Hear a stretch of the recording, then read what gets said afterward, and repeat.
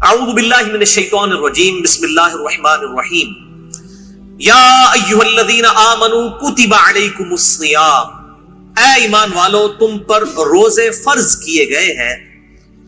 کما کتب علی الذین من قبلکم، جیسا کہ تم سے جو پہلی امتیں گزری تھی ان پر بھی روزے فرض کیے گئے تھے۔ یہ امت محمدیہ صلی اللہ علیہ وآلہ وسلم کا خاصہ نہیں ہے، بلکہ جس طریقے سے نماز بھی اگلی امتوں پر فرض تھی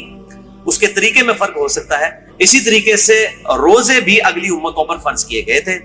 اور مقصد کیا تھا؟ لعلکم تتقون، تاکہ تم متقی بن سکو۔ تقوی کا جو روٹ ورڈ ہے عربی میں وہ ہے وقا۔ وقا کہتے ہیں عربی میں بچنے کو، یعنی جس شخص کو یہ یقین ہو کہ کسی ہستی نے میری مرضی کے بغیر مجھے پیدا کیا ہے اور وہ میرے ساتھ کچھ بھی کرنے پر قادر ہے، اس کے خوف کی وجہ سے، اس کے ڈر کی وجہ سے گناہوں سے بچنا اور فرائض پر استقامت اختیار کرنا، یہ ہے تقوی۔ اب وہ گناہ حقوق العباد سے ریلیٹڈ بھی ہو سکتے ہیں اور حقوق اللہ سے ریلیٹڈ بھی ہو سکتے ہیں،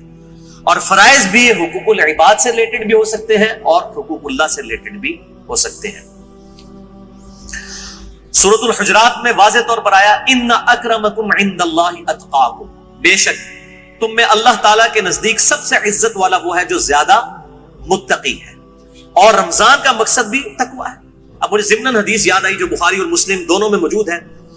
کتاب النکاح چیپٹر میں یہ پہلی حدیث ہی آپ کو مل جائے گی، صحیح بخاری میں بھی، صحیح مسلم میں بھی اور مشکات میں بھی، نکاح والے چیپٹر میں، کہ آپ صلی اللہ علیہ وآلہ وسلم نے فرمایا اے نوجوانوں کے گروہ، تم میں سے جو نکاح کی استطاعت رکھتا ہو اسے چاہیے کہ وہ نکاح کرے، یہ چیز اس کے شرمگاہ کی حفاظت میں مدد کرے گی اور نگاہوں کو نیچا رکھنے میں اس کو سپورٹیو ہوگی۔ اور جو نکاح کی استطاعت نہ رکھتا ہو، یعنی فائنینشلی اس کو سپورٹ نہ کر سکتا ہو ازدواجی زندگی کو، تو وہ روزے رکھ کر اپنی شہوت کو ٹھنڈا کرے۔ یعنی روزہ جو ہے یہ تقوی کے حصول کا ایک ذریعہ ہے۔ ایام معدودات، گنتی کے چند دن ہیں، یہ رمضان کا جو مہینہ ہے اور روزے ہیں۔ فمن کان منکم مریضا، بس جو کوئی تم میں مریض ہو، اس میں بھی ایکسیپشن دے دی کہ اگر مریض ہو، او علی سفر، یا وہ سفر میں ہو، فعدۃ من ایام اخر، تو وہ اپنی گنتی کو باقی دنوں میں پورا کر سکتا ہے۔ اب وہ سفر چاہے آرام دہ ہو یا غیر آرام دہ ہو، اس سے کوئی سروکار نہیں ہے، سفر میں وہ روزہ چھوڑ سکتا ہے،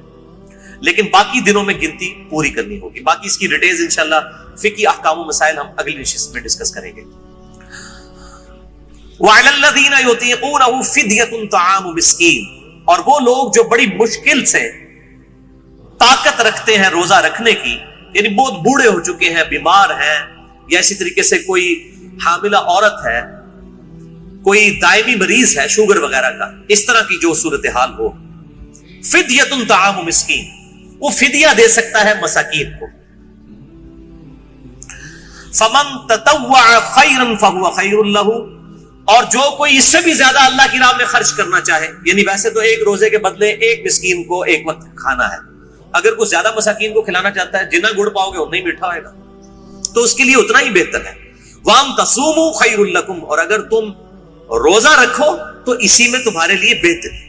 یہ نہ ہو کہ تھوڑی سی بیماری اور بہانہ کر کے کہو جی میں تو فدیہ ہی دے دینا، روزہ رکھنے کی کڑی لوڑ ہے۔ اِن كُنتُمْ تَعْلَمُونَ، اگر تم جانتے ہو تو روزہ رکھنے میں ہی بہتری۔ یعنی انسان سب سے بڑا خود اپنے اوپر جو ہے وہ گواہ ہے اور مفتی ہے، وہ بہتر سمجھتا ہے کہ مجھے کس طریقے سے چیزوں کو لے کر چلنا ہے۔ جیسے دنیاوی منفعت کے لیے وہ انسان چھوٹی چھوٹی چیزوں کا خیال رکھتا ہے، تو آخرت کے اعتبار سے بھی وہ خیال رکھے۔ اچھا، یہ جو آیت ہے وَعَلَى الَّذِينَ يُطِيقُونَهُ فِدْيَةٌ طَعَامُ مِسْكِينٍ، اس حوالے سے صحیح بخاری میں ایک حدیث ہے انٹرنیشنل نمبر کے مطابق 4505، جس میں ابن عباس کا قول ہے کہ یہ آیت منسوخ نہیں ہے، کیونکہ بعض اصحاب کا موقف ہے۔ صحیح بخاری میں 4507 نمبر حدیث آتی ہے جس میں ابن عمر کا قول ہے کہ یہ آیت منسوخ ہے،